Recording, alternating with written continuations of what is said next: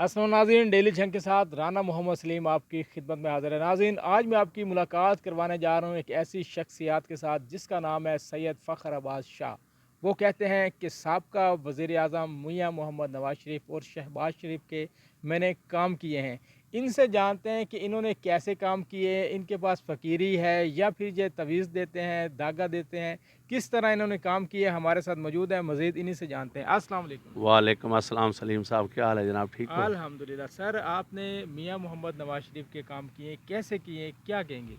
मियाँ नवाज शरीफ दा मैं बचपन मुज़फ़्फ़र अली खान जनाब मियाँ नवाज शरीफ दे सपोर्टर हैं। MP दा इलैक्शन लड़दे हैं। वो मेरे बड़े प्यारे हैं ते मैं जनाब उन्हां दी सपोर्ट च होंदा ते ओह् हैं नवाज शरीफ दे ग्रुप दे। ते नवाज शरीफ नाल मुड़ बचपन सानू मुहब्बत आई। हाय हाय हाय। उसले असां भी जनाब बचपना हा ही इलैक्शनां दे विच नारेबाजी हर शै नवाज शरीफ दे साथ मकसद असां सपोर्टर आसे। मुड़ मैं अल्लाह दे मैं बचपन आई मैं जेल्लै मैं अल्लाह दे रस्ते ते आया ना ते मैं इबादत शुरू की ते मैं आख्या कि लोगों दे विच भावां तबलीग करां हक बयान करां ते मैं आख्या वड्डे लोग हैं ना इन्हां भी हक इन्हां दसना चाहिदा है सही बात है। अल्लाह दे बारे अल्लाह दे रसूल दे बारे कि अल्लाह के चाहंदा है अल्लाह दा रसूल के चाहंदा है। मैं मुड़ इ'नें मैं कुरान पढ़िया हदीस कुर्सी अल्लाह दा है कि तू मेरे रस्ते में तो चल के देख मैं तेरे रस्ते में रहमत न लुटा दूँ तो फिर कहना हाय हाय, सुभान तू अल्लाह। मेरा तो बन के देख मैं सब कुछ तेरा ना बना दूँ तो फिर कहना। सुभान अल्लाह, क्या ही बात। मेरे दिल तड़प हुई कि मैं छोटे तो लगते वड्डे बंदे ताई ना अल्लाह दा पैगाम पहुँचावां उन्हां दे जेह्ड़े सुत्ते होई मकसद है ना अपना सुत्ते होए ज़मीर जगावां ते नाले छोटे वड्डे ताईं मैं तबलीग करना चाहता हूँ क्योंकि मैं अल्लाह वाला बंदा हूँ। मैं आखे इन्हां कुछ मेरी अल्लाह सुनदा ही मैं आखे इन्हां कुछ दिसां है ते ओह् अल्लाह मुड़ साडी गल ते अमल करे सन। मैं बचपन आई मैं मॉडल टाउन वग गया ते उत्थे वाई ते जनाब मैं सैकटरी नूं मिलिया मैं आखे मियाँ नवाज शरीफ साहब हैं बेनज़ीर दी हुकूमत आई उदा उन्हें आखे ओह् कहीं नहीं मैं आखे ओह् किदे न उन्हें आखे इस्लामाबाद हैं। मैं आखे मैं उन्हां नूं मिलना चाहता हूँ अगर वो जदा आ जावें मैं अल्लाह दा बंदा तुस उन्होंने अगर बेनज़ीर दी हुकूमत वग वञे तो नवाज शरीफ दी हुकूमत आ वञे तो तुसां मुड़ दसेसो कि मियाँ साहब इस दुआ दी आई सवाल तुसा कीता तुसा रखा फुल तवीज़ धागा ये मैं नहीं करेंदा। अगर मैं रखा फुल तवीज़ धागा करेंदा तो लोग मेरे को आवे ना तो पैसा मैं शायद ये इकट्ठा कर सकता हूँ। दूसरा मैं दुआ ही देना तो मुफ्त ही देना जिंदा पोस्ट कोई नहीं कोई बेजुर्म कैद है या मजलूम है उन्हें दुआ देनी वो अल्लाह कबूल कर लेंदा है। मैं इस तरह जनाब रख फुल कोई ना दी मैं मियाँ साहब नूं दी कोठी ते दुआ दी कि मेरे अल्लाह मुहम्मद नवाज शरीफ नूं मेरे मालिक वज़ीर आज़म बना बेनज़ीर दी हुकूमत वग वञे मैं अल्लाह आले मुहम्मद दे वास्ते देते दुआ मेरी कबूल हुई बेनज़ीर दा दौर आई बेनज़ीर दी हुकूमत वग नवाज शरीफ दी आ गई। जेल्लै मुड़ आई ना हुकूमत तुसां सवाल अगे करेंदे पे आए भाई तुसां जनाब मुड़ उन्होंने मिलन क्यों न गए। अगर इतने ऐसा कहें गरीब अवाम नूं ना अल्लाह तू पुत्र लै दिवा ना तो साढ़े पैर ही फदे सी तो याद करे सी आखसी इस बंदे सानू अल्लाह तू पुत्र लै दित्तो है हमेशा वास्ते। मैं सोचिया एडा वड्डा बंदा है तो मैं वन्या आख मैं तेन दुआ दी है तो पहले तो मैं मुलाकात ही बड़ी औखी तो मैं आखो यकीन करे ना करे। तो जामना तो चाहिए है, थोड़ा हक बनता है। अच्छा तुसां उन्हां दा काम किया है तो तुसां जाके मिलो वा दसो वा कि मुड़ मैं फ़कीर हाँ, मैं दुआ दी तो तुसां वज़ीर आज़म बने। सही गल है मुड़ ये होंदा है कि जेह्ड़ा फकीर होंदा ना बगैर लालच ते होंदा है अल्लाह दे रस्ते ते वधदा है।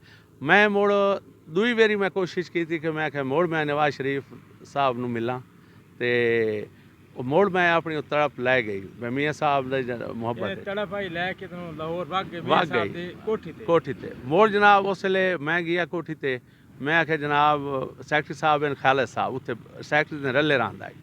मैं आख्या खालिद साहब नवाज शरीफ शहबाज शरीफ साहब हैं उन्हें आख्या जी वो कहीं नहीं लंदन गए हो मैं आख्या वो किदे केह् करन गए हो उन्हें आख्या जनाब वो चीफ जस्टिस इफ्तार की बहाली वास्ते।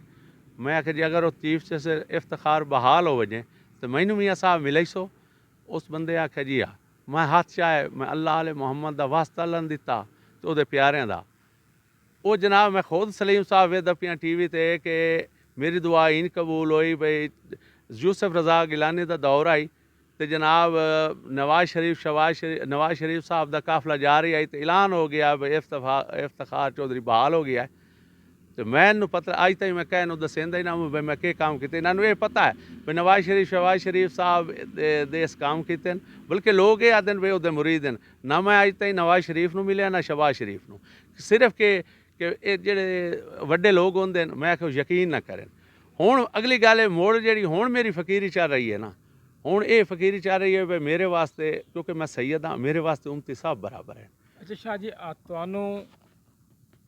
ਤੁਹਾਨੂੰ ਇੱਕ ਖਾਬ ਆਉਂਦਾ ਹੈ ਵੀ ਇਹ ਕੰਮ ਹੋਣ ਵਾਲਾ ਹੈ ਜਾਂ ਮੁੜ ਤੁਹਾਨੂੰ ਪਤਾ ਲੱਗ ਪੈਂਦਾ ਹੈ? ਇਸ ਹਵਾਲੇ ਨਾਲ ਕੀ ਆਖੋ?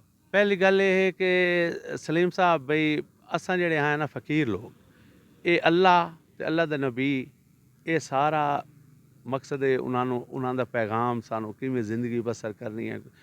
ਅੱਲਾ ਕੁਰਾਨ ਵਿੱਚ ਆਖ ਰਿਹਾ ਹੈ, ਉਹਦੇ ਪਿਆਰਿਆਂ ਤਾਈਂ ਪੈਗਾਮ ਆ ਗਿਆ ਹੈ ਕਿਸ ਤਰ੍ਹਾਂ ਗੁਜ਼ਾਰੋ। ਉਹਨਾਂ ਨਮੂਨਾਕਾਰ ਉਹਨਾਂ ਜ਼ਿੰਦਗੀ ਗੁਜ਼ਾਰ ਤੇ ਦੱਸੀ ਹੈ। असा उस पहले तो करें अल्लाह की इबादत करें तो उस हिसाब नाल चलने। दूसरा सानू बिशारत मैनू बिशारत ही आउंदियां। मैनू नवाज शरीफ साहब की परों एक बिशारत हुई है। मैं हुण भी अगर मैं एक सोच होया हुण मेरे वास्ते सब बराबर हैं। अगे मैं नवाज शरीफ की मुहब्बत च काम किए हैं। तो अच्छा मज़े की गल है, जब मैं कोठी ते गया ना तो मैं वो खालिद साहब ने एक काम आख्या, वो जनाब उस आखे जी ये काम तो उत्थों दे MP MNA करे सन। मैं आखे जी अज मैं उस खालिद साहब ने आखे, खालिद साहब मौजूद होंदे ने कोठी ते उत्ते उन्हां दे सैकटरी नाल। मैं आखे मैं अज आया इस कोठी ते मैं मुड़ ऐसा होया भी मैंने बिशारत है भी मियाँ साहब की कोठी ते नहीं बहना।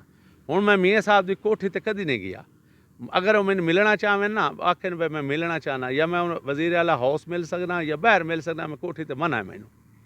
सही है। दूसरा जनाब ये है कि भाई मेरे वास्ते सब सियासी बराबर हैं, क्योंकि मैं एक सैयद हाँ। मेरे पैगाम नबी का पैगाम अल्लाह का पैगाम इन्हों के ताईं पहुँचावना है। कुरान जो आता है इन्हों एक मैनू तलीम है, इन्हों सबक देना है। एंकर तो इो आना भाई एंकर मेरा जनाब एंकर ताईं मेरी जनाब मुलाकात होवे, मैं TV ते बह ते मैं सलीम साहब मज़े की गल है भाई मैं जड़े ना दीन दे जड़े यानी कि तलीम है मैनू है, तो दुनिया की भी मैनू तलीम जी है ना वो ही है। लेकिन मेरे वास्ते तड़प है मुल्क वास्ते। और जेड़ा है जनाब लोग दीन ते नहीं चलते पे, गफलत के शिकार हैं। खुदा भी आता पे बंदे घाटे च।